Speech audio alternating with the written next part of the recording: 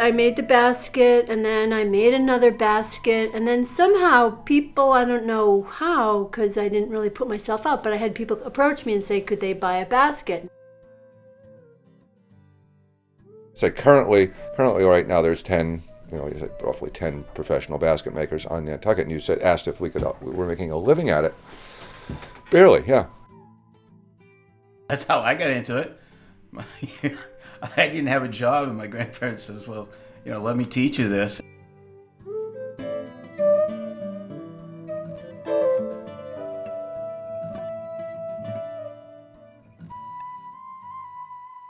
First step to make a basket is to get a piece of wood that you want to make the bottom out of.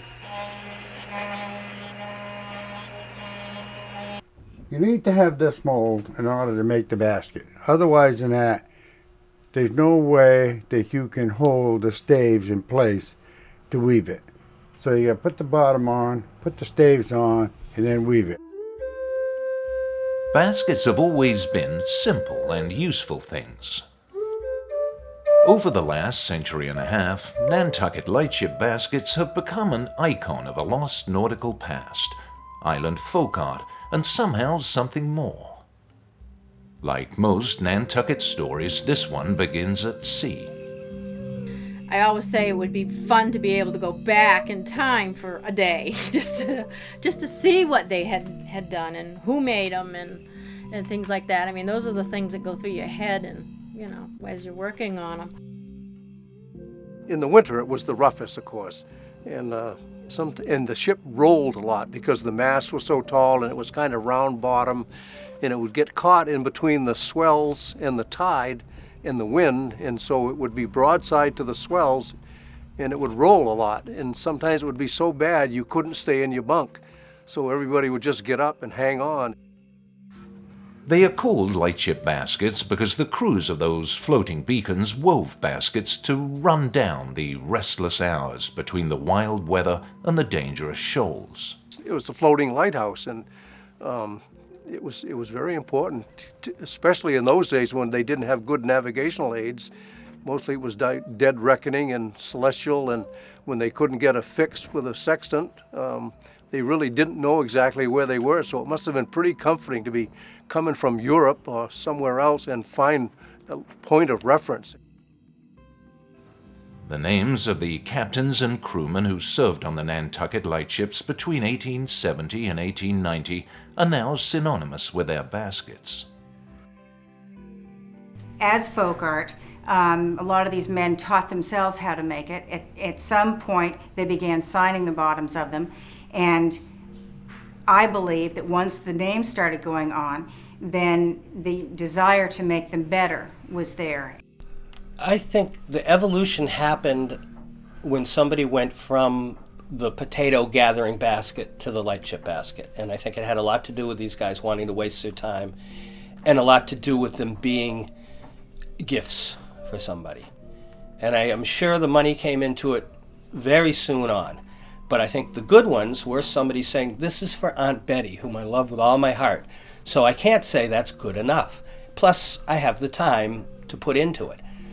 The baskets that we're seeing today are absolutely works of art, and at the same time, they are connected to the old baskets. They look very similar, they're made in very similar ways, and it connects the old history with the future of Nantucket. And after you get your staves all in, an uneven number of staves, then you can start weaving it, whatever size cane you want. People use different size canes to do different baskets,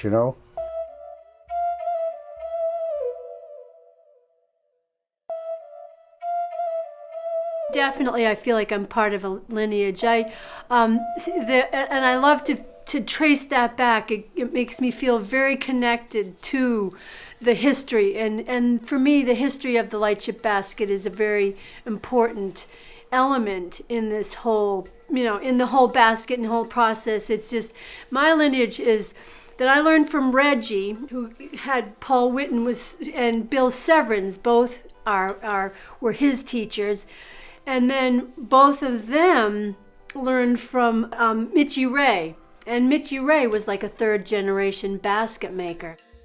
Mitchie Ray's father served on a lightship. His grandfather was a whaler. All of them made baskets, passing the craft across the generations.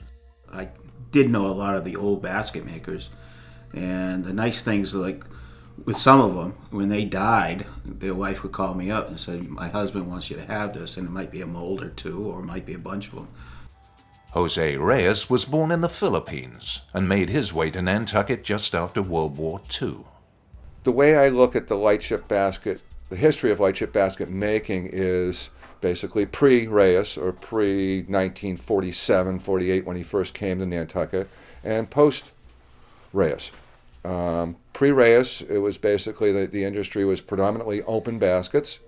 This traditionally here, without the lid, would have been your traditional Nantucket basket or lightship basket.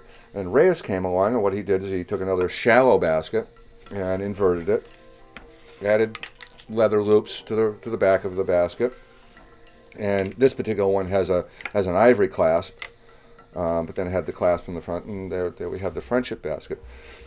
Families would buy their daughters baskets when they graduated out of high school, and that was like a rite of passage. So they would always get them as, from graduation time on. And Put the inside rim. I put the inside rim on like that, and then I use little nails, all right, quarter. And then the outside rim I put on, and I usually every 5 stays I put a nail, all right, to hold them together. And this is just a decorated piece to fill in where the stays come up and the 2 rims go together. You put a piece of rattan in there and then wrap it, and that's the only way you can hold it together. in the late 1950s, Charlie Sales put a whale on top of a basket. And then from there on, it became, let's decorate them. And now it's, grown from whales and seagulls and scallop shells to everything under the sun, pretty much. So, but I would have to say Jose and Charlie really started the ball rolling on having decorations on the baskets and things like that.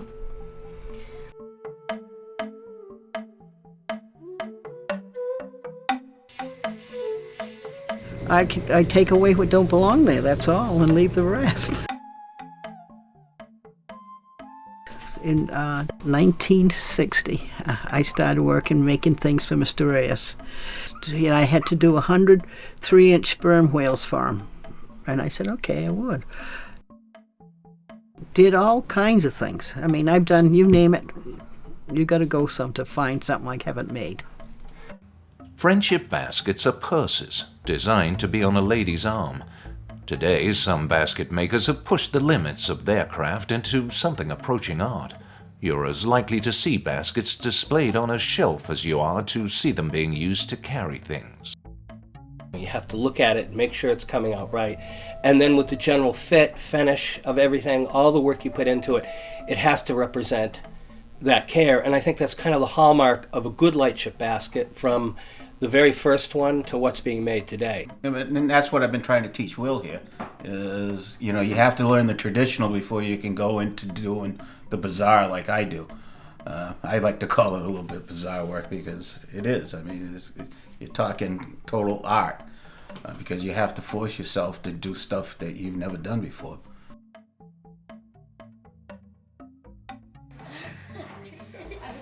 You mentioned history, history of the baskets and how much I think about the history. And what I think about now is that where the history is going to go from here.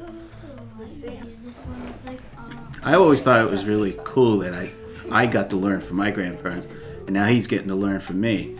And it just really makes me feel special that he's even interested in the business. So someday I'm going to give it to him. It feels great to keep on going and carrying on that tradition and just enjoying every day and just making something new.